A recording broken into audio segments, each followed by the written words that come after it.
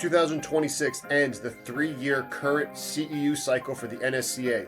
Do not wait until December 31st, 2026 to get your CEUs submitted to the NSCA. Get it taken care of now with an annual membership to Strength Coach Network, where you will get access to Performance Coaching 101, 102, 103, with each course giving you access to 2.0 NSCA CEUs. If you also need CSCCa CEUs, those same courses come with 10 CEUs to the CSCCa. If you need CEUs to the NSCA, CSCCa, you need help getting reinstated by going through all the process for the CSCCa from last year, or you want to just make sure you knock out everything for the NSCA with this year, 2026, being a reporting period, please reach out to us at service@strengthcoachnetwork.com. We will get you taken care of. We'll help you get everything lined up so you can keep your certification and you don't have to worry about anything other than coaching your athletes. Again, you can click the link down below for more information or email us at service@strengthcoachnetwork.com. We'll find out.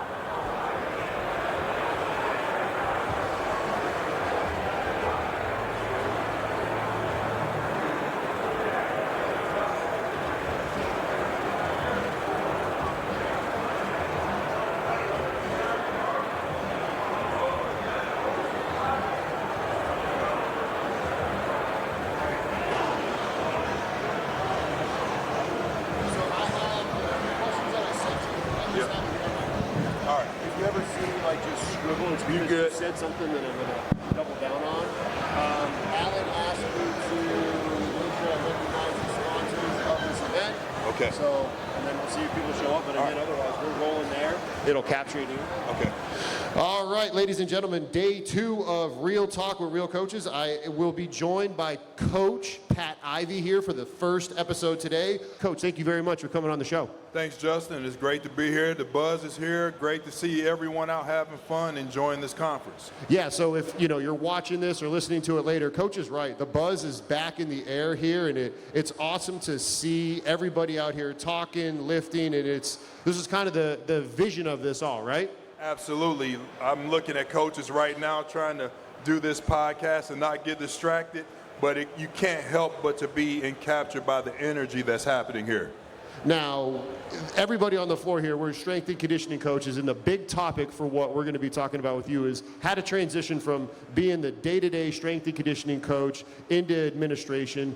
Talk about your path for some of the younger strength coaches, because there are a bunch of younger strength coaches here. Educate them on who you are, where you've been, because I'm well aware, but if you don't know, let's start educating them. Yep. Well, for me, former athlete, but I'll start going further back from Detroit, Michigan. And my goal was to be a collegiate athlete, and I didn't know what I wanted to do after that. Thought about some different academic pursuits, but ended up being a strength and conditioning coach. So played at the University of Missouri. I played professional in the NFL for 4 different teams over 4 years. And my strength and conditioning coaches, Dave Tobe, who's now the head special teams coach for the Kansas City Chiefs, and Donnie Summer, who is now at UT Rio Grande, spent many years at TCU, Missouri. Those guys were my strength coaches. Bob Jones and William Woods, they were my strength and conditioning coaches. They saw something in me that I didn't see in myself. So you know how it goes. You want to follow the lead, and I ended up in the weight room. And I can tell you that trend, when you talk about transitions, you have to start in advance before you're ready for what's next. So for me, it was really evident that as a student athlete and as a professional athlete, careers are going to end. And I watch guys' careers end and them be prepared, and I watch some not be prepared. The difference was those that started preparing in advance for the next opportunity are the ones who were successful. So I thought, well, one day this is going to end. I'm no longer going to be a professional athlete, and it would be important to have something lined up for what's next. And in between my career, I was going to grad school. I was a GA in the weight room in between being a professional athlete. So that was an interesting transition, right? And same thing with coaching. If you're an assistant, you got to be prepared in advance to be a director. If you're a director, what's next? for me, I knew that I wanted to be an assistant athletics director because I looked around this organization and the most successful coaches higher up, they had ascended to that assistant athletics director position. Team Builder is Strength Coach Network's trusted provider for online software for strength coaches. It does not matter what sector of strength and conditioning you work in, you want to get Team Builder because you will be able to program for your athletes, simply distribute the training to them, and make changes, modifications, whatever you need. I've been utilizing them since 2019 when I was back at Towson. I still use it in person at Goldfinch with all my remote clients throughout the country, and in person at the high school, Centennial High, right down the road when I was volunteering for them. You got to check out Team Builder in the link down below. The people that work for them are former strength and conditioning coaches, so they get it. They are able to help you with all of your needs. Again, reach out to your Team Builder rep and learn more about them in the link down below. So I would come to these conferences, have conversations with them, and realize, okay, this is how you do it. This is the blueprint. And for me, I started preparing in administration while I was a strength and conditioning coach. And it came through an opportunity. I was offered the head strength job for the Kansas City Chiefs, and I used that and leveraged it to stay at Missouri. And I counter-offered, and I said I want to be an assistant athletics director, keep my role as head strength and conditioning coach, overseeing training for all sports. But I promoted two of my staff members. Jana Heitmeyer became our director of sports nutrition, and Josh Stoner became the director of strength and conditioning. And all it meant is that on Mondays at 1 o'clock, I was in a 1-hour meeting in administration, learning, but at the same time developing relationships with administrators. So I did that for, I would say, 10 years before I retired from being a coach, coaching athletes, to full-time administration. So 10 years of preparation for being an administrator before I was ready to step in. And even when I made that transition, I wasn't 100% ready. But fortunately, we had a situation with the football team. We were one strength coach short. The head strength coach said, hey, what are you doing on game day? Can you come and help me? I was like, here I am. I've been an administrator all week, and on Saturday, I'm the get-back coach again, which I loved it. I hated it when I was the head strength coach, being the get-back coach, but being an administrator and getting to be the get-back coach, I was like, this is pretty cool. So, yeah, that's what led me to where I am today. So before we dive into it, and I have the gift of knowledge of having you on the podcast before, and we're going to dive into a little bit of the hotel management stuff that actually was fantastic for you, and how I think a lot of strength coaches can learn a ton about how to run their department from what they learned with you. But before we get to that, you talked a lot about careers ending and being able to see the end in sight. I want to talk to the assistants right now in the room that are watching their head strength coach, whoever it is, and they're analyzing, they're learning, hey, I like what coach so-and-so is doing. I don't like what they do. Speak to that, so then that way it's not just, copy paste, because you don't want your assistant to be like, hey, whatever, Pat did, I'm doing. No. Think critically about how to make your program your own. Well, you have to look at the things that you like, and you have to look at the things that you don't like, but you need to understand the reasons for them both. If you like something, why do you like it, and why does it work or not work? If you don't like something, why does it not work or work? What are the reasons behind that? And you have to compile this list of who you want to be and how you want to operate. And then when you're in that situation, you need to pick and pull from the people that you've met along the way. And then there are going to be gaps. There's always going to be areas for you to continue to learn. You need to reach out to those people and have those people continue to pour into you. I still have those people that pour into me. And I'm looking at Scott Bird there in the crowd. He's looking around. But Scott, we end up being assistants together. I came back as the director. I was the director and he was an assistant. I never saw it like that, though. It was always, this guy has 2 national championship rings, one as a player, one as a coach. I need your knowledge. Well, we speak at least once a week, if not more, and just to check in, and we're constantly helping each other to navigate what's happening. And you have to have that. Shout out Birdman right there. Shout out Bird. Hey, and RJ too in the building. Let's go. So let's talk about the hotel and restaurant management degree. Like, double down on what we talked about. Not everybody in the audience, not everybody here understands or knows that. Talk about how that sets you up for success in terms of parking to, coming in the wait staff and the food, and how that strength coach, athletic trainer, all that. It wasn't intentional to do hotel and restaurant management.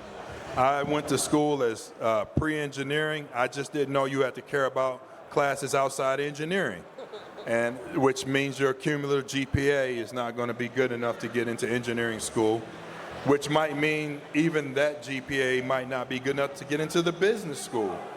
And you might find yourself 3 years in college on the verge of being ineligible and needing to make a decision. So someone told me, you need to go over to the ag school and to maintain some eligibility. I couldn't believe I found myself in that position.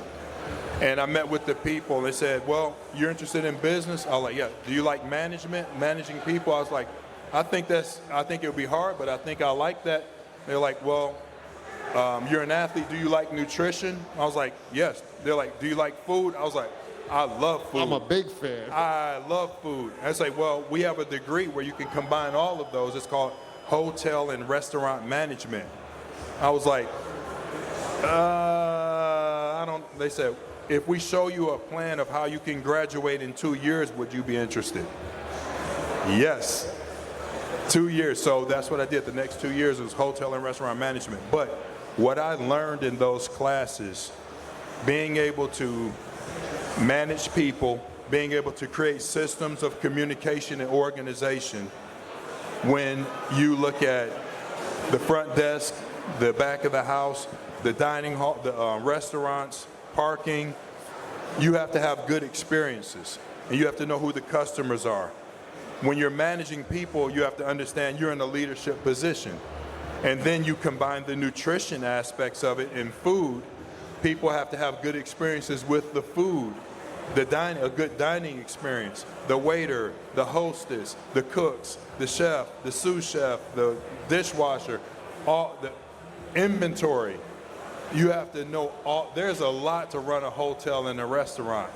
Well, I would say everything it takes to be a good strength and conditioning coach. You got people on racks, you got people in the dining hall eating, you have your athletes waiting to leave the locker room, you have coaches to answer to, you have a lot of customers that you have to make happy.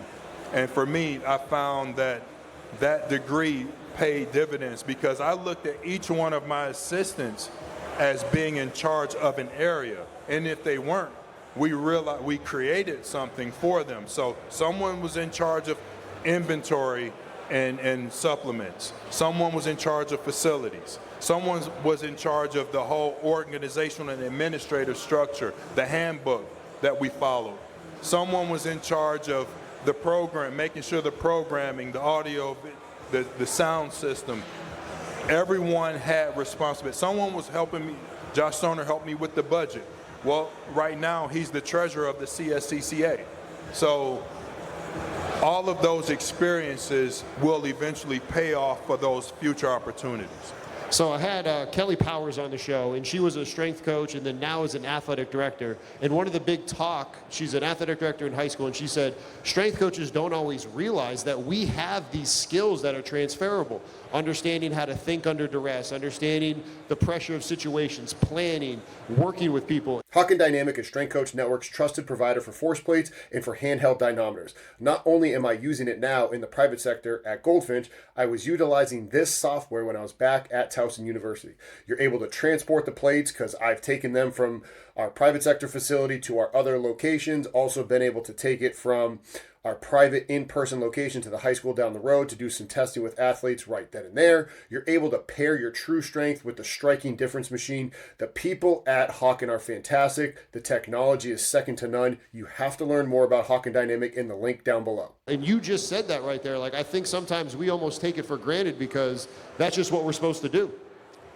It's the same thing when we were athletes. Everyone here, I think, was an athlete at some point in time. And there were skills that you learned as an athlete that are transferable for you as a coach.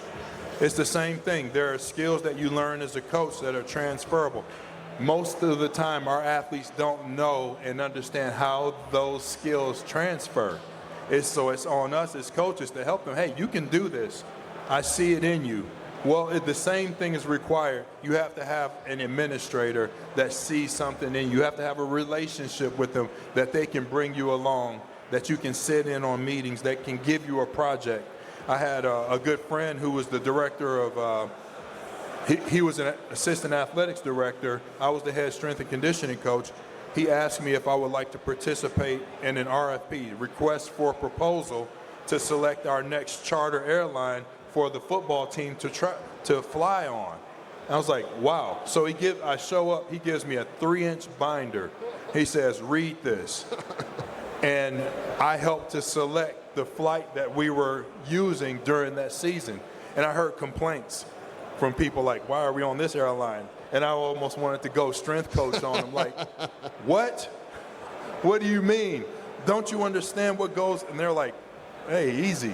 Take it easy. It's not a personal attack. Take it easy, yeah. But those sorts of experiences pay off for me because I've been through several RFPs and contracts that I manage now.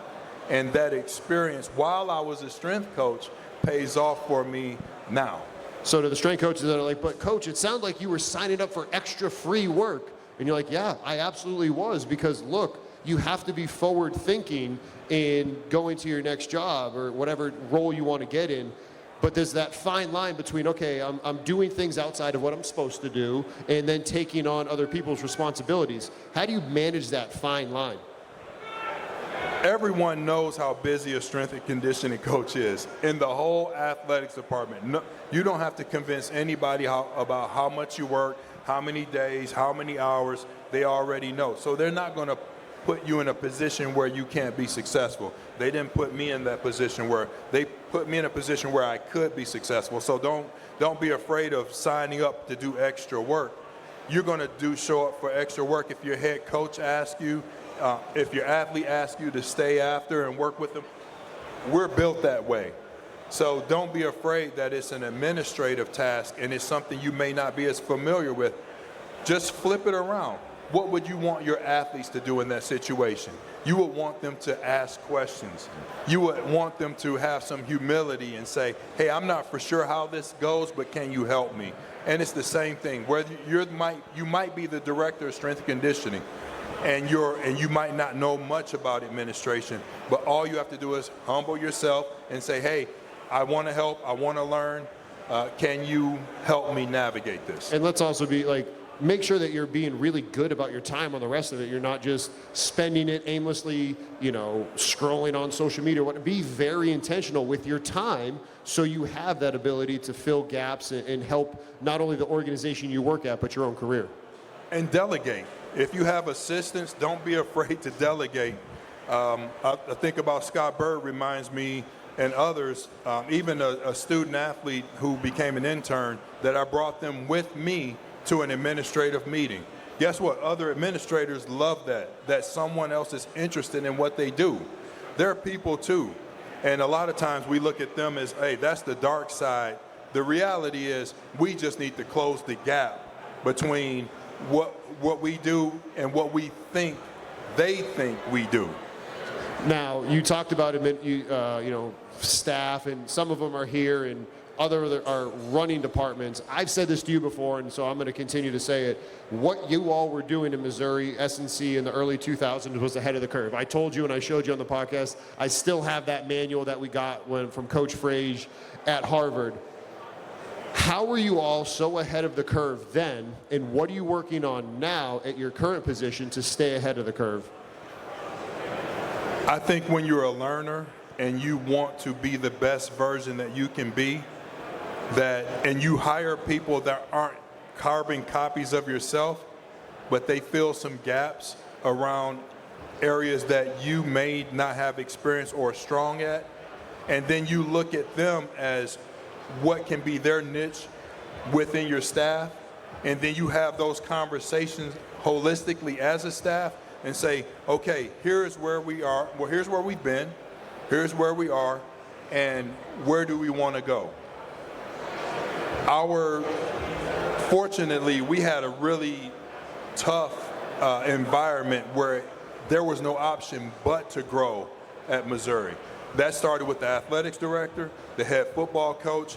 The expectations on us, we had to deliver quantifiable data that demonstrated our effectiveness in the weight room. And there was no room for a plateau of a student athlete. If any student athletes plateaued, the stats would show we weren't doing our jobs. So we could no longer have one training methodology or a platform. We had to think of a progressive system that allowed athletes to come in as freshmen or transfers and then be acquainted and then develop.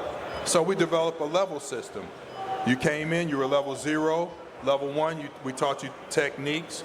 Level 2, we made sure you were strong enough to play your position. Level 3, power. And then 4, force production, absorption, rate of force development. Level 5, we looked at, okay, these are our guys or athletes that want to play professional. Level 6 is what the staff was doing. Level 7 was stuff that we hadn't done yet.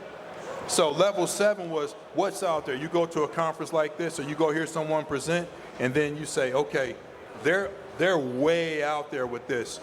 Before we ever introduced it to our athletes, we did it as a staff. That built camaraderie, that built, okay, this is how we do it. When you have a Brian Mann on staff, Brian was one of our interns, graduate assistants, full-time assistants. Everyone knows who he is. He's brilliant. But we knew him when he was an intern. He was a graduate assistant. Him, Kaskazadi, and Jana Heitmeyer were our first graduate assistants. Powerlift is Strength Coach Network's trusted provider for exercise equipment. Made here in the USA, right down the road in the state of Iowa, Powerlift has the ability to customize whatever you need in your room, regardless of the sector of strength conditioning. If you need a massive, big room, they have the ability to help you with that. If you're confined with space and you need to get creative, their reps are able to help you get what you need done and being able to get any customizations that you or your organization want with your logo on the equipment. Click the link down below to learn more about Powerlift, and if you have any questions about them, please feel free to reach out to us. Like, I put that class up against anybody. When you bring in people like that and you aren't afraid of them challenging you, because if you choose to bring in a Kaskazadi as a graduate assistant, you better be prepared to be challenged, and vice versa. So how are you then now keeping that mindset and okay, now I got to stay ahead of the curve in these new roles and same thought process, but different objective or different a target you're trying to hit? Well, let me answer that question and the end of your last question, because right now, today, I believe we've taken all of those experiences that we wanted to do in the weight room, nutrition, sports science. Now we look at health and performance as a whole. But we don't see health and performance as just in the athletics department. Honestly, where we see health and performance is further than where we can see. We see health and performance as on campus, in the community, statewide, national, international. So the people that I'm bringing in, and I'm looking at Dr. Andreas Stamatis, who is former strength and conditioning coach. He's a current professor on campus, and he sends students. We have collaborations where he and Dr. Ernie Reimer, our director of sports science, are working together, collaborating, carrying out this big vision that we have. And this is how we think. So, and these relationships go back. You start stacking these experiences and these relationships, and you say, okay, where are we and where can we go? We're going to push this industry. We're going to push the envelope. We're going to continue to push each other. Like, where are we going? I don't know, because it's so far out there, but we're going to enjoy the journey. Andreas was on the podcast before, and if anybody has not heard that one, he was translating where the new Greek Olympic weightlifting book came out. So that was a fantastic conversation and doing fantastic. Hey, and it's right there, everybody. Look at that. Fantastic book right there from Ultimate Athlete Concepts. Okay, so in these new roles, assistant vice chancellor, assistant vice president, associate athletic director. What do these titles mean for the strength coaches that are like, okay, I've never even heard of that? Like, what is that relatable? What is it? Well, wherever I've been, I'm looking for the opportunity to level up, because it's not about me, but I'm trying to bring a lot of people with me. And in order to do that, many times I have to elevate where I am or create something at another level so that people underneath me or following me or with me, they have room to grow as well. So now I'm the senior associate athletics director. I was an associate athletics director. All I did is I went to the athletics director and told him, I've grown this role since I've been here. I don't want any money. I don't want a promotion. I don't want any salary adjustment.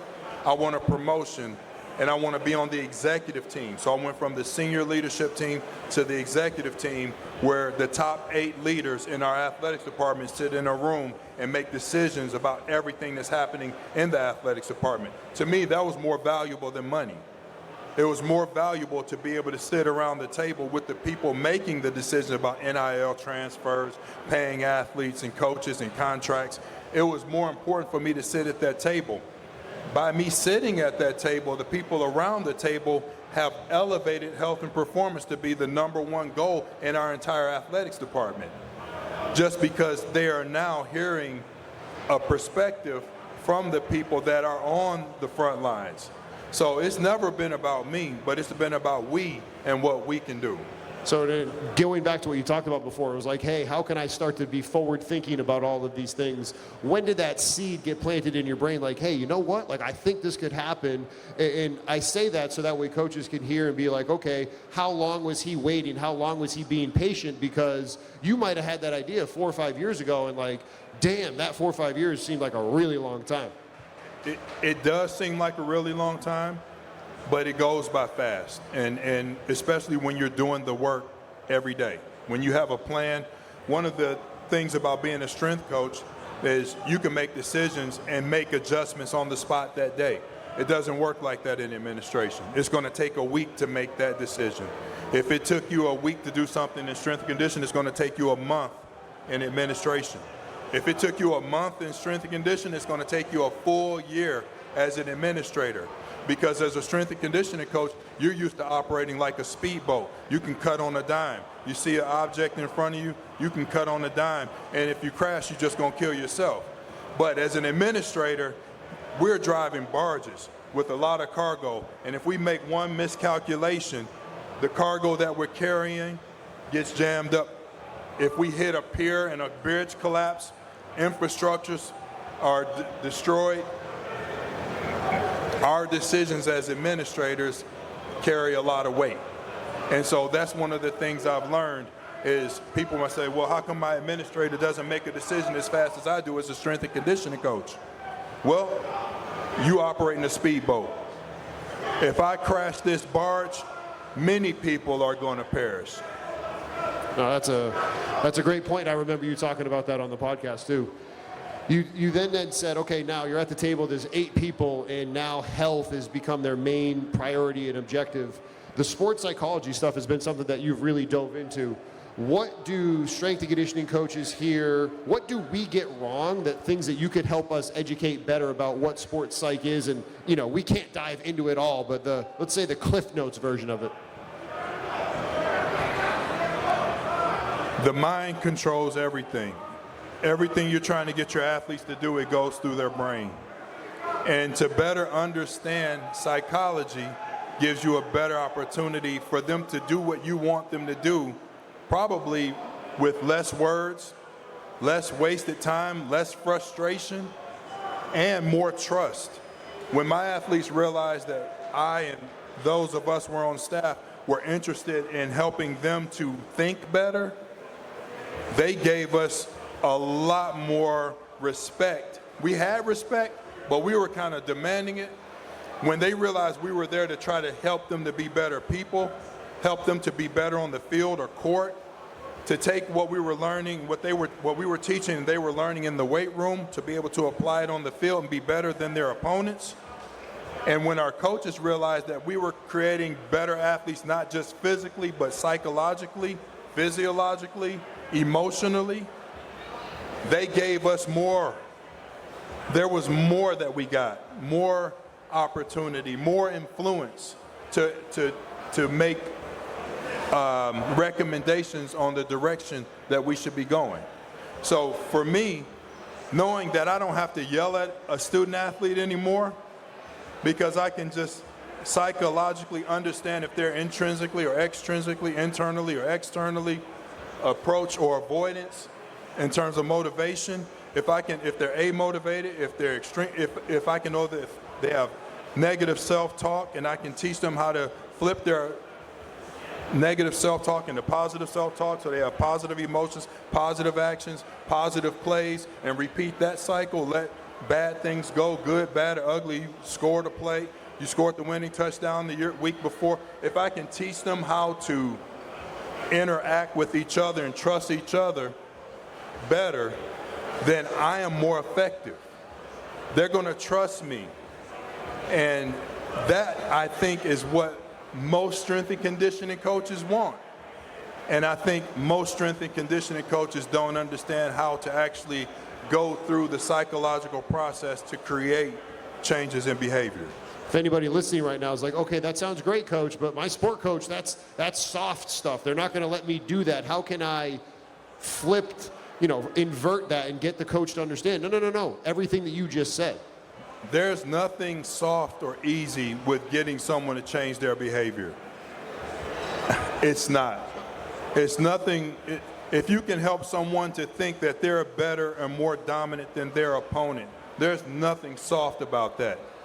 If you think using your words to help someone to think differently and see something differently and be a better teammate is soft, then I don't know what to say, because that's hard. It's hard to be demanding without being demeaning. When you want to flip out and just go off on someone, it is hard to say, to actually pause and think about what you can say or do as a coach that gets a better outcome for the long term than a quick, immediate reaction. That's not easy. That's difficult. And if you think that otherwise, I challenge you and we can have that conversation. Final question to respect your time, because there are a lot of people out here that want to talk to you, not only just in attendance, but everybody with all the things that you do here. What's the biggest thing current strength and conditioning coaches right now need to do? And maybe it's one or two things, or it's, hey, if you're a young coach, it's this, assistant, and if you're a director. But what would be the biggest, most important things that coaches need to know and do? Build relationships. There are so many people out here. Go up and introduce yourself to someone. Exchange contact information. You never know how that relationship is going to grow. You don't know. There are so many people that I have met that, or have met me, that opportunities have been created just because of an interaction. I mean, this is an example. We never worked together, but we had a podcast together in 2024, probably through RJ and Birdman. Yeah, exactly. And I think that's what it should be. There's a lot of people around here. Okay, they might have a certain logo on, but there's a person behind that logo. And just find ways to just connect with people. That's why we are here. That's the purpose of this conference. And I can look at people that I've known for 15, 20, 25 years and be able to call on them, and they answer my call. That's worth its weight in gold. When you can call someone and say, I have a challenge or a problem, can you help me? And they answer, that's worth its weight in gold. So we shouldn't take that lightly. Speaking of worth its weight in gold, second conversation of Real Talk with Real Coaches. I am joined by Coach Jason Wilfawn. Coach Wilfawn, thank you for coming on, brother. I appreciate being here. Go ahead, and so I'm familiar with your background. We've been emailing and texting, but talk about where you are currently at and where you had been working before right now. Okay, so I'm currently at Oxford School District in Mississippi. I'm in charge of all strength conditioning, middle school through high school, all our student athletes. It's roughly 700 students, student athletes. So blessed, though, I just got approval to hire an assistant finally. So how long was that before you didn't have an assistant? So I'm in my 11th year there, and we've been working on getting the assistant position pushed through for about 5. So that goes back to everything that Coach Ivey was saying Absolutely. about plant a seed. It might take a little bit. You have to be patient, but you saw the need probably after 2 years. Oh, I knew and then before finally going in. 6 years, you're able to get it okay, and then 5 more years. Correct. It's been a process, and I was able to hire a female that I desperately needed in that position. She's also an assistant wrestling coach, but she's got a strength conditioning background, owned her own gym prior to coming to our school district, and it's going to be a huge help. Look forward to it. So your transition had been college, private, high school. Describe what that's like, because some of the coaches listening to this here in person or in the virtual world might be like, did you have to be a different person? Like, because are you the college guy here, or like, what does that look like? I think the personality change had to do more with me getting older and maturing. So I got straight out of college. I got my first coaching job at the high school level. But my desire at the time was to coach in college.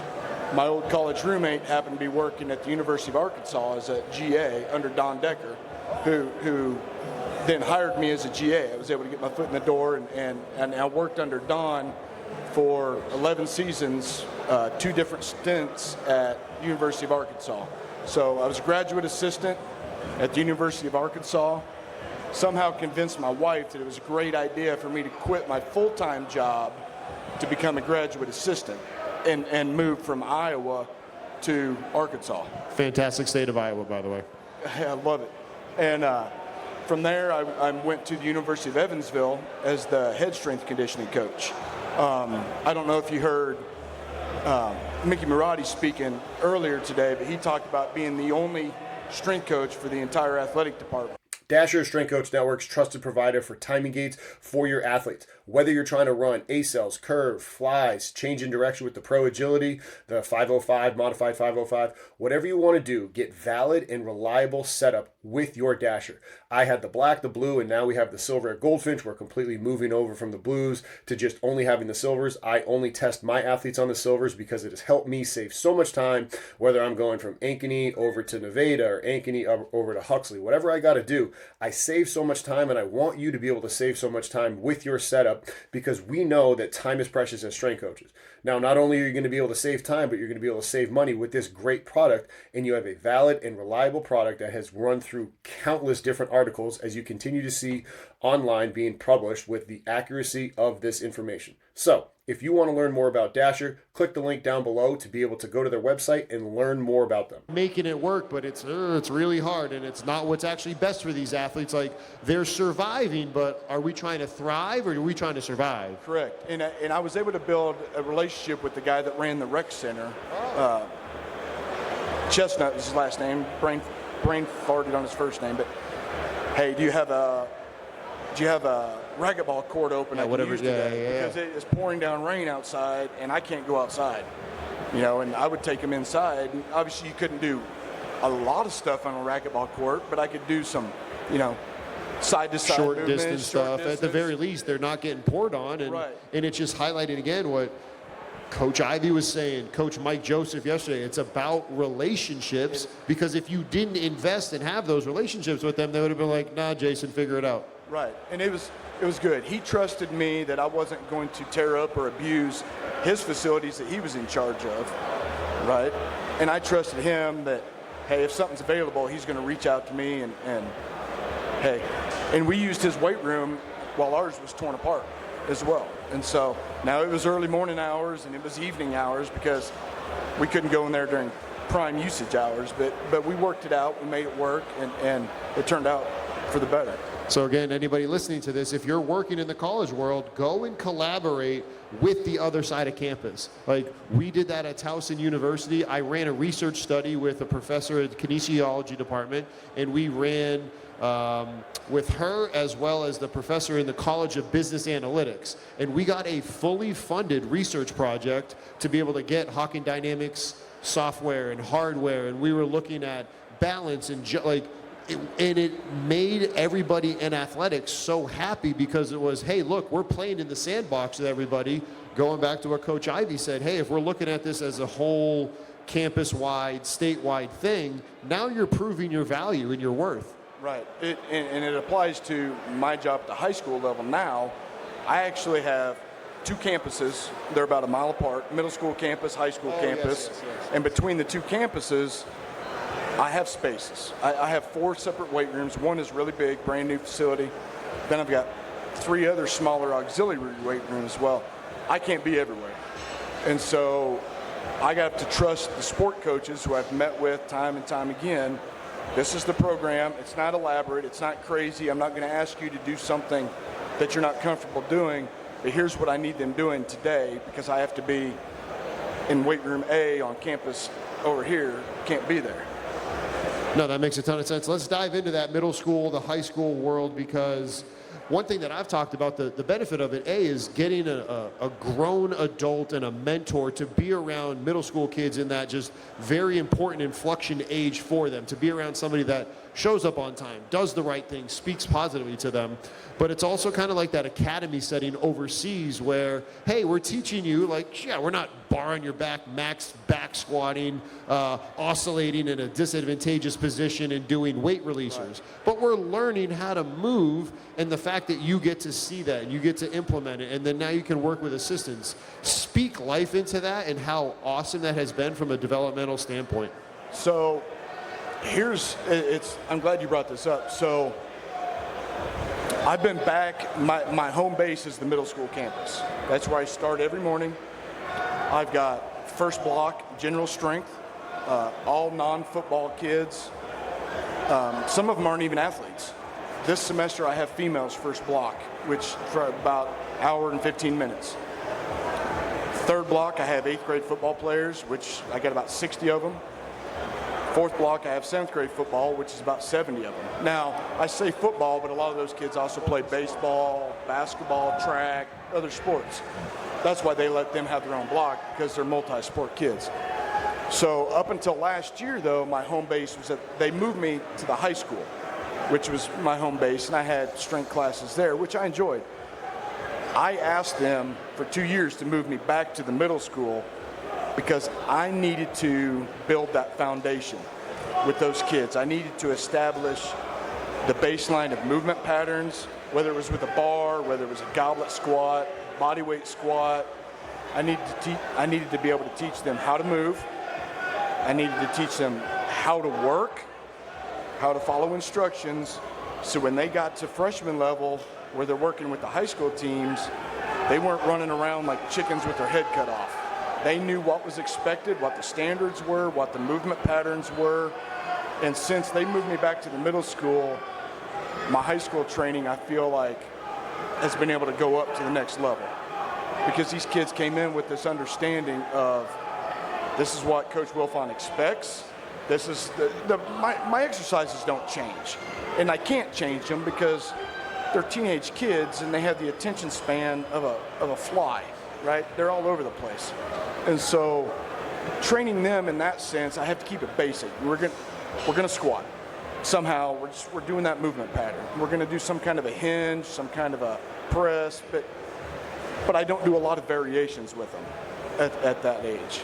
And I think one thing that you're speaking to is you got to give them the program that they need, not the program that you want to do. I can't rob them of the adaptation that they need from this novel stimulus. And then also, what am I supposed to do when I already threw my, ace of spades way too early? Yeah, I get that question a lot from coaches. Hey, I need a sport-specific workout for little Johnny. We're going to squat, we're going to lunge, we're going to hinge, we're going to press, we're going to curl, you know what I mean? Little Johnny's 15 years old. He just needs to get stronger, more mobility, faster. He doesn't need to do what Bryce Harper's doing. He doesn't need to do what LeBron James is doing at 40, whatever he is, 41 years old.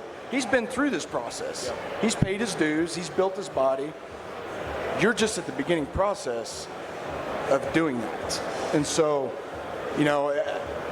like I said, I keep it basic. I don't do a lot of just As you're teaching the basics, one thing that I've continued to say, and I'm going to double, triple down on, when you're working with middle school athletes, that's when you can find out who can like really coach, because teaching a middle school athlete how to RDL and not, your face right there, or even like, hey, this is how you hold the bottom of a barbell bent over row. Like, you learn real quick that patience is earned, not just like magically gifted upon you by God. Like, oh, hey, here's some patience. Now you're patient. It's like, golly, how can I go ahead and work? Well, I've got the advantage of I've got 3 boys that have all now graduated college, but they're all collegiate athletes, a daughter that'll be a senior. So I've gone through that process at home.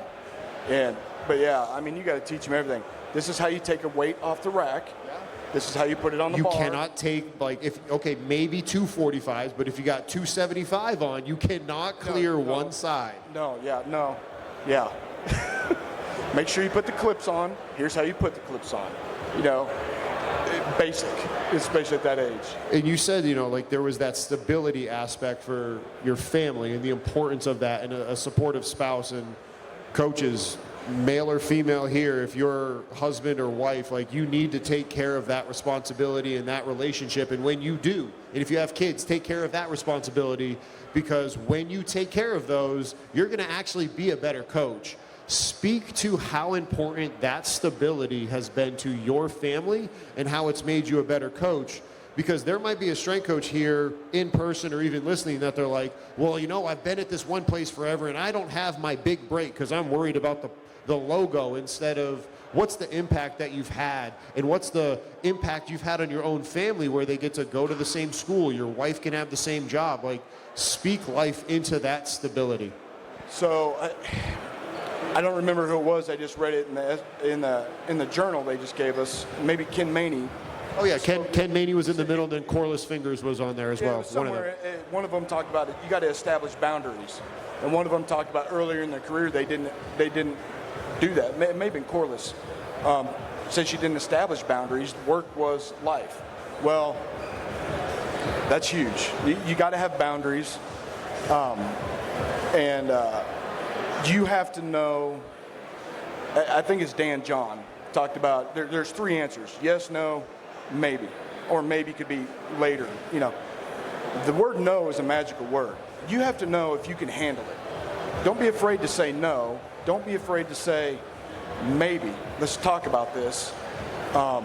When it's come to my own kids and what I do, I've learned to say no even more, because I've been blessed. I've been able to coach my 3 boys. I've been able to watch them through their whole career. That's awesome. As well as my daughter, who will be a collegiate athlete in a year and a half. And so I would not trade the word no with my kids for anything. Because when I was coaching in college, there were things I did miss when my oldest boy was younger. And I didn't realize it at the time, but getting let go from Ole Miss was a blessing. Because knowing me, I would have kept chasing the next job, the next collegiate job. And I always would have continued chasing that and not realizing what was over here. I feel the exact same way with me at Towson. So like if you're a strength coach that did recently get let go, man, I'm telling you, there is beauty, like praise in the mountain and in the valley. Like that could be one of the best things for you, because it does help refocus your family. There's no doubt about it. And so, on a whim, I had a guy tell him, a guy in town owned some property in Oxford, Mississippi. He knew what my background was. He said, hey, I've got this warehouse. Now it's full of my wife's antiques, but you help me empty it out, you can use this warehouse. And emptying it out was a month project of these huge monstrosities. But he let me, I rented it from him, but he didn't make any money off me, I promise. And I think maybe I paid his property taxes on that facility. But opening their own gym, I was able to train my own kids, their friends' friends, and then I didn't market. I'm not a marketing guy. That's not my job. That's not my niche. I'm a coach. And I take pride in building relationships. I feel like that's my strength. And just word of mouth, kids started coming from other towns, and I was able to do that. And one of the hardest things I had to do was when I had to tell them all, hey, I'm closing the gym, I'm taking the job in the school district. Now, I was able to keep a lot of that equipment, and so my man cave is my garage, and it's full of really sweet squat racks and dumbbells and kettlebells. And so in the summers, when I have more time, a lot of the junior college kids come back to town, and I'll train them on the side. You said junior college. How close are you to Colin and Christian Brown? So Colin's about 2.5 hours, 3 hours south of me. Christian is a fantastic human being if you have not connected with him. Christian Brown, the head strength coach over there. Yeah, and so one of my boys played ball at Northwest Mississippi Community College. One of them played ball at Northeast Community College. And so those are each of those about an hour away from where I am. I want to talk about the word no, because when you said it, right, like I think it's not only just no, but when you say no to something, we're actually saying yes to something else. Correct. And there's a way to do it. It's not like they ask you a question, you just look them dead in the face and go, no. There's a way you can talk to them about it, but yeah, no, they have to understand, and you can explain to them, look, I can't do this because of this. You got to let them know that you're not just blowing them off. Not that you don't want to do it, but you've got other things on the table that are more important, more pressing at the moment than what they're asking. And maybe they will come back to you with, well, what if we do it at this time? Well, that may be a better option for you. That's why I said the word maybe. Maybe it might be a better answer at the time than just a hard no. Final question here to respect your time. So there's obviously all sorts of types of coaches that are here that work in all the different sectors, and whoever is listening, audio and visual, you have this unique experience, college, high school, private. Player Data is Strength Coach Network's trusted provider for GPS technology, and it's simple. The price you cannot beat, and the validity and accuracy of their technology is second to none. The price is outstanding. Go ahead and reach out to them to learn more about the pricing specific to you and however many units you're going to get. And then the validity. Player Data has been tested and run through FIFA's validation process for FIFA to then be utilizing Player Data technology. FIFA, we all know that name. They would not be utilizing a product that cannot live up to the competition and cannot be able to provide real, live, and accurate data. Player Data is able to do this. Not only do they have great software and hardware, but I know that the customer service is fantastic because I have worked with these individuals before. Click the link down below to learn more about Player Data. What would be your resounding message, call to action for strength coaches to do, whether it's in each individual setting or wherever? What's the most important thing for them to do or know in 2026 moving forward, in your opinion? Well, I heard Pat talk about this just a little while ago. It's more than the logo you got on your chest. Everyone is a person, right? And so if someone asks you a question and you may have a higher status level than them or a higher ranking, listen. Take the time to answer their question, because they're obviously interested in what you have to say. And in the same respect, you may learn something. I had 5 interns this semester from Ole Miss. Really? All way younger than me, obviously. Getting started, each one of them brought something to the table that I learned. I'm like, man, that's a great idea. I didn't think about that, because I've been stuck in my own tunnel vision with no assistant for 10 years, and all of a sudden I've got 5 interns this semester, which I'd never had, and they would see something going on, and they were like, hey, what if you tried this? Great idea. Man, awesome. You want to stick around for a little longer? So everybody brings something to the table of value. Information, ideas, so be open to that. Listen to them, answer questions, ask questions. Appreciate it, Coach. Thank you very much for your time. I appreciate you. Thank you. Thank you, sir. Yeah. All right, we have our final conversation of Real Talk with Real Coaches, and we're going to be diving into the mentorship process. We're going to be diving into certifications and why they are the way that they are, all the things here at the CSCCa. I am joined by Coach Beth Byron and Coach Matt Jennings. Coaches, thank you very much for being on the show.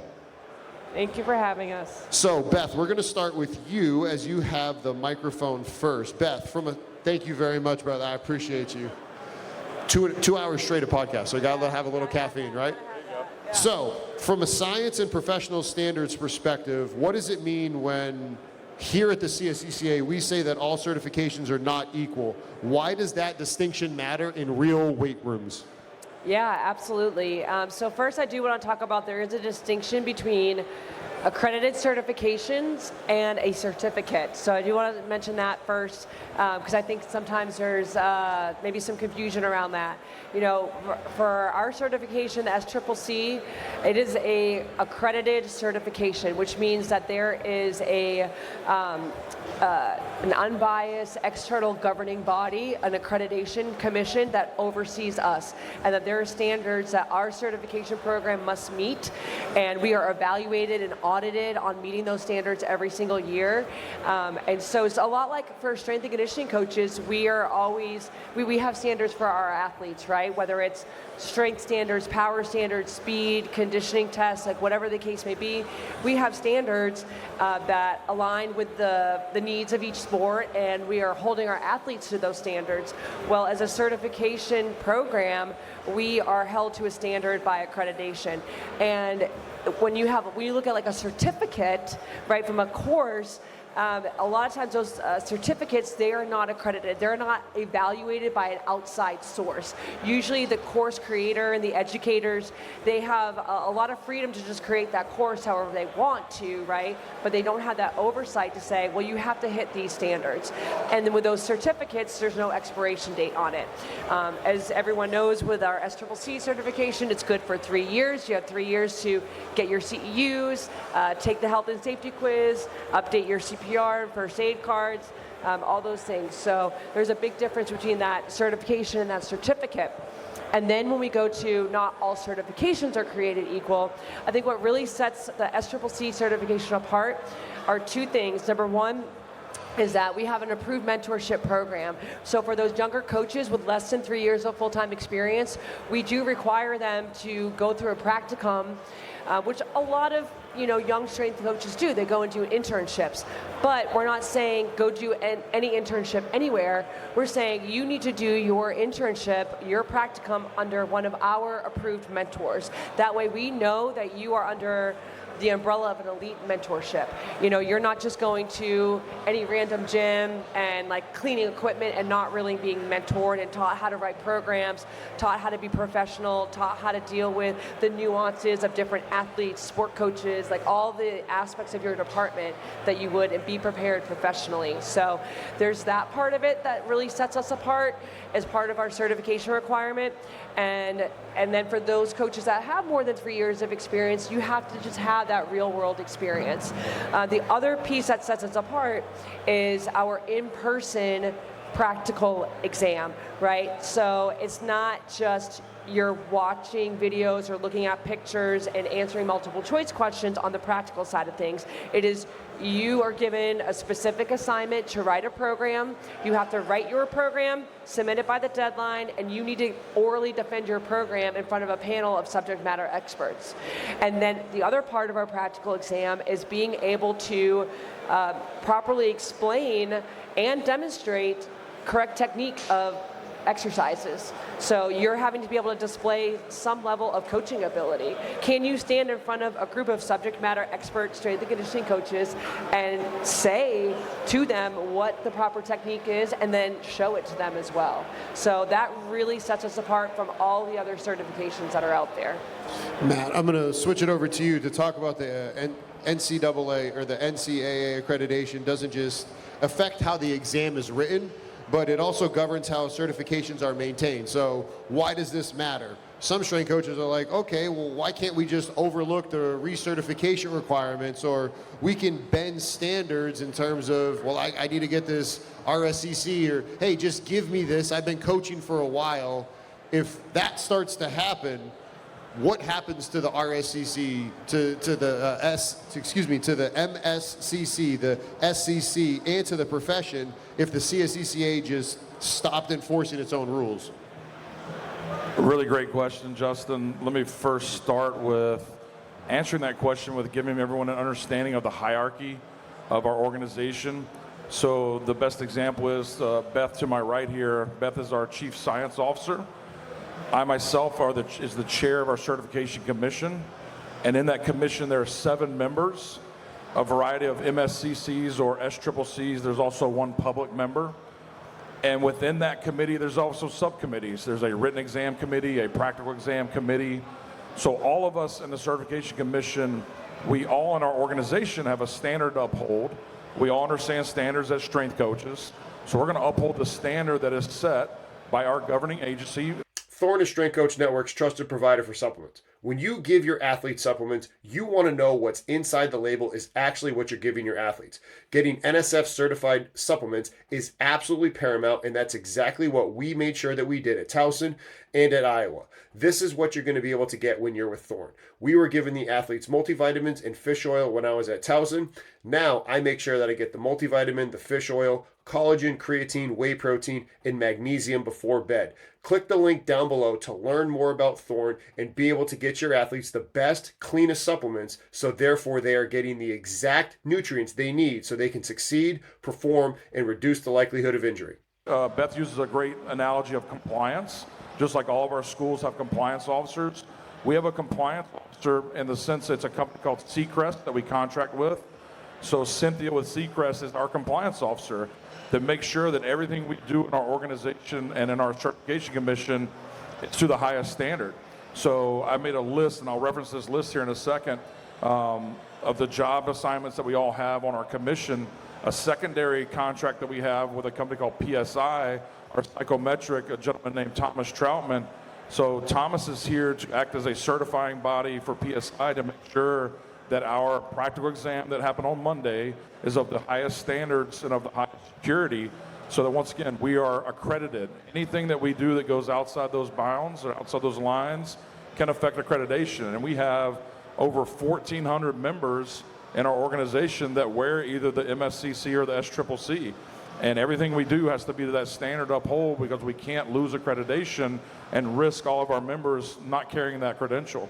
So just a brief example of some other things that we do as a commission to maybe shed some light on how we act. You know, it's things such a nature of, we deal with appeals.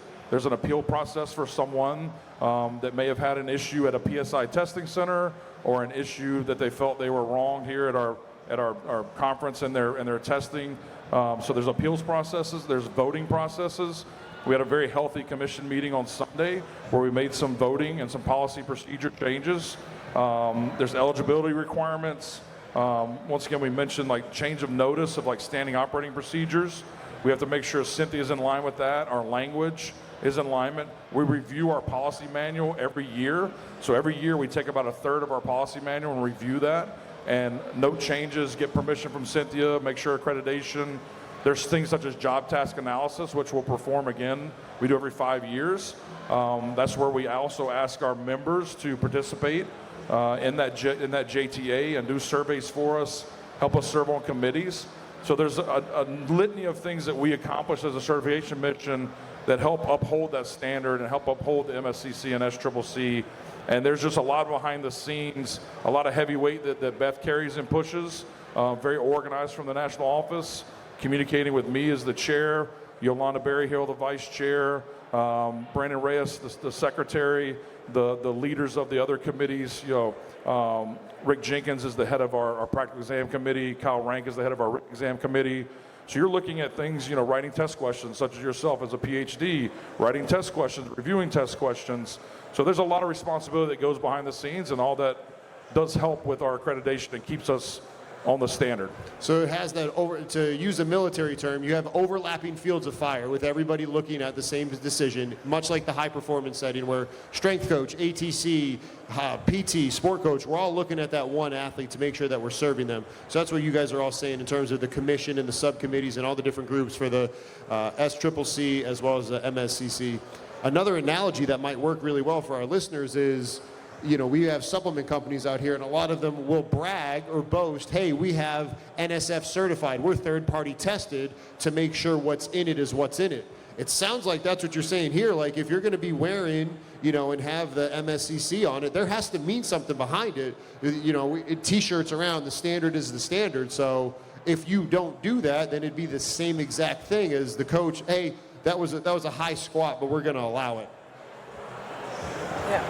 Yeah, I would say that's another very, very similar analogy, right? Like the Safe Sport certification for the supplements is third-party tested and approved. There's standards to meet. So exactly, yes. And I just want to also kind of put a little shameless plug in there. Matt mentioned the job task analysis that needs to be done every 5 years. People might be sick of hearing me kind of talk about this already, but we are going to be doing that in early 2027. We're going to start, we are required, our last one was in 2022, so 5 years is 2027, doing our next job task analysis. So anybody listening, we're going to need you to fill out those surveys. That is really what helps us build out our exam content outline. And we want the more feedback that we have, the better data we have from that study to really build out a solid, robust exam content outline. And what's really great about that is having actual real strength and conditioning coaches complete those surveys and saying this is how important each job they call them like job statements and knowledge statements. So like how important and how frequent is that knowledge to your job? How important and how frequent is that skill to your job as a strength and conditioning coach? And that's how the accreditation exam, the certification exam is built, right? And so to anybody listening, strength and conditioning coaches, we need you to fill out that survey when it comes out early next year. So yeah, shameless plug there. Fill out the surveys, right? Like, because you can't, I once heard a coach say, if your complaints exceed your solutions, you're an oxygen thief, right? So I'm saying that, not you two. If you're not willing to try to help things out, if you just keep pointing out problems, that's a problem. That was essentially what he was getting at. So yes, fill out the survey to be able to help push the field forward. Beth, you have the microphone. I want to stick with you on this and talk about the practicum under the approved mentor and how, like, if you're not a mentor, like, they actually make it relatively easy. I was an approved mentor when I was at Towson. They send you the packet. Hey, these are the things, like, they will teach you how to teach everybody and be a good mentor. Talk about that 640-hour practicum and how that really does help the profession with these younger coaches coming up. Yeah, absolutely. So with that practicum, it helps the younger coaches have that real world experience, on the floor, and then obviously outside the weight room is really important too, whether it's conditioning, speed sessions, maybe it's pre or post practice, whether it's warm up or recovery that you're doing with your teams. And you got to get off of the textbook, you got to get off of the computer. A lot of the approved mentorship is also helping young coaches understand how to practically write sound programs, right? Because it's one thing to follow, theories of, program design, but then you're like, okay, well, you might be in this very small weight room with only 4 full racks and platforms, but you have to get 24 athletes through that. And then within 30 minutes of that team training, another team of 20-something athletes is coming in, and they need those 4 racks and platforms too. And so, like, how do you practically, what's real, like what's actually feasible in your program design? And so you don't get that without a mentorship being in that real world setting. And so that's what's so important about that. The other thing I would say too with the hours, we do hear, every once in a while, like, is that too many hours? Is it enough hours? At the end of the day, it's like we know in this profession, it is a lot of hours. It's very demanding. Coach Marati talked about this earlier in his talk with Coach Nico, that there's a lot of sacrifices in our profession, and our time is one of those sacrifices, and that's just the reality of it. And so I think it actually is important for these young coaches to learn very early on, like this is a very demanding profession from a time standpoint. It's going to demand a lot from you. And me personally, I would rather these young coaches learn that early on, and then if they realize like this is really not for me, I'd rather them learn that earlier on versus like 5 years down the road, or even they get through an internship and they take their first time job and they're like, I didn't realize I was kind of need to be working 12-hour days every day. You know, I would rather those young coaches know that very, very early on. That's actually something that a former athlete that I work with, he was a Iowa football player that I work with, and he now hosts a podcast for Iowa football, and I've been on the show before, and he talked about, like, it's actually kind of a good thing how when you're weeding out interns that are going to come to a program when it's unpaid, because it's like, hey, no, I actually want to do this thing. Like, yeah, I'm not just here for the salary of it. Like, I'm showing that this is what I want to do with my life, and you're going to learn from an early age, this is what's required of you. Matt, to build off of that and the mentorship and the approved process to then eventually become an SCCC, how does, in your profession, that SCCC prepare coaches not only to get hired, but then to push the field forward into eventual MSCC roles and just continuing to push our field forward? So to start the statement with a follow-up of what Beth said is that, and you're in the approved mentor process as well, you've seen how robust the approved mentor manual is. The bottom line is that, and we speak about this in our meetings, I brought this topic up on Sunday, we are strength coach professionals. We are professionals. And once again, our standard and our accreditation needs to be held to the utmost, highest standard. Consider ourselves as professionals. Just before, we just spoke about, the administrative side. You talked about policies and procedures. There's so much more to go back off the 640 hours. Yes, let's design programs that are orthopedically safe or physiologically sound. But there's also things that I've learned in my administrative role that as a mentor, you want to pass that along. So for example, in our extra science program, we have a 400-hour internship, and we do have a curriculum that delves into the administrative side, policy procedure, emergency action plans.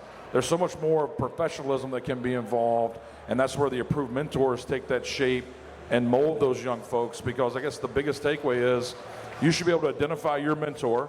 I can identify my mentors that are still here. You have mentors, you have mentors. So identify that mentor, having a mentor that to then lead into your question or second question that can then help you in the profession, even though you may not be in their program. This is about fellowship. This is about networking. It's about building your resume. It's about building your education credits, obviously. You should always have a curious mind, be a critical thinker. This is what our organization is about. This is what this conference is about. So once again, I think the longevity side of it, and Coach Greg Warner spoke about this morning, is that when you have that certification and when you continue your CEUs at the conference or with outside, learning environments, and there's some other initiatives that Scott Swanson, that's still going, yeah. So Scott Swanson, our board of directors, and Beth can maybe later, as to the initiatives and to pull for more continuing education credits.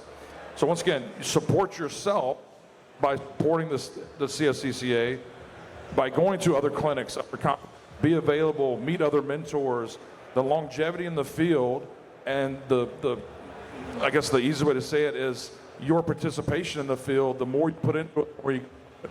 So just like most everything else we do in coaching, roll up your sleeves, get your hands dirty, invest in yourself, invest in the organization, invest in other people, because it'll come back twofold to you when you invest in others. So carry the badge, wear the jacket, have education, promote that in your office, put it on your resume, speak to it about it with your athletes and coaches and administrators, continue to grow our organization, grow our profession.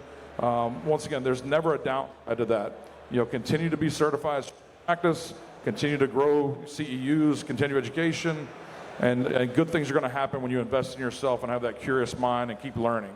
What's the biggest misconception, this same question for both of you, about coaches saying the MSCC or the SCCC, eligibility, difficulty, the standards, what's the intent behind all of this? What's that biggest misconception when they're trying to ask you questions behind closed doors?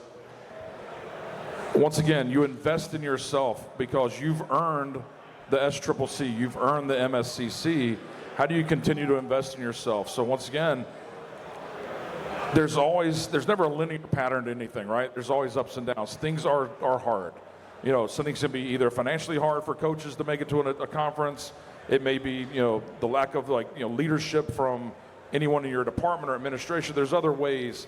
But just think about investing in yourself. It's your name, it's your badge, it's your certification number on that certificate. That belongs to you. You've earned that. keep investing in yourself. There's other things that we do as an organization with requirements for health and safety, quiz, first aid CPR. There's other things that we promote, other things that are required to hold that certification. So once again, it shouldn't be for everyone. I was learned the first with the other national organization is that it was just a blanket that most everyone could attain. We wanted to specify this for collegiate strength coaches. Now there's a vote in-house to talk about high school and tactical, et cetera. So how do we continue to grow the profession? But invest in yourself is really, most of the notes that we're talking about, and Beth can expand on that a little bit as well.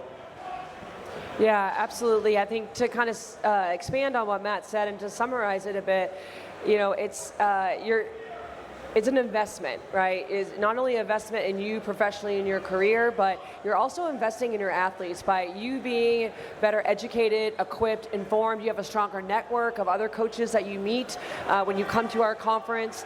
That makes you better for your athletes too at the end of the day. And so I think that's one of the misconceptions is that you're asking what's the common one that we hear is like we make it hard to get all the CEUs. And it's really unfortunate that people see it that way because we work very hard to make it pretty accessible. There are a lot, we understand that not everybody can come to the conference in person every single year for a variety of different reasons. So we approve like hundreds of other events throughout the year that you can go to and earn, that are approved by us to go and get CEUs. So if you can't make it here to the national conference, that's okay. You can go to other local events that are approved. You can go and speak at other clinics, and there's some documents that you send to us, your slides and your outline, that sort of thing, and we'll give you CEUs for that. There are online courses such as the Strength Coach Network courses that have been approved for CEUs. There are webinars. We just had one a couple weeks ago that Hammer Strength Life Fitness hosted with Coach Andrea Hootie, and it was a free event. And you take a little quiz at the end after you paid attention to the whole webinar, and you're going to get a CEU for that. Our Gatorade Sports Science Institute, all free courses there. There's so many ways for people to get CEUs other than coming to the conference. And so I think this is a good platform to remind people of that. You both just kind of talked about it, and Matt, you really hammered it home with the last thing that you were saying there, that this is a full-time job. It's not something that you do on the side. Like, there is a distinct difference when you have this certification and you're here. This is what you do. It's not, oh, I do this and I also train athletes. Talk about why that matters. It matters, in my opinion, because we all got in this profession to service others. We are in a service-oriented industry. I learned this from my parents, who are both educators. My father was a coach. You do things to serve others because, once again, it returns back in service of you. So it's a selfless way to be a professional. You want to be a servant leader. So once again, we're all about, and the bottom line and the coach talk is, health, safety, well-being of the student athlete. It's the student athlete experience. You are doing this job because you have a passion for it, because you love it. You've invested in yourself, and I've done this for going on almost 30 years now. There's a lot of other coaches that have been in that same realm of me. But once again, you're trying to invest in yourself. You're trying to stay relevant. You're trying to continue to learn. Like I said, critical thinking skills. Do you have like emotional regulation tactics? Do you have the ability to manage stress? There's ways for longevity to do that. But the bottom line is it's a passion. And your passion for coaching and teaching. Even though I do administrative work now, I still train teams with baseball and swim. And I enjoy the time of programming, enjoy the time of assessment evaluation, enjoy the time of training on the floor, because once again, that investment you put in those athletes comes back to you, because you're earning their trust, earning their respect, and to be recognized by the athletes is the utmost highest honor. So yeah, you're doing it for others, and that's the reason why we're in this profession. I feel like the majority of the people in this room will agree with that, is that you're here to serve others. Rapid fire here at the end to keep us on pace for our next round of presentations that are going to be happening outside of here in 4 minutes. Beth, how do strict recertification standards help protect coaches that are doing it the right way and protect the integrity of the certification and the integrity of the field?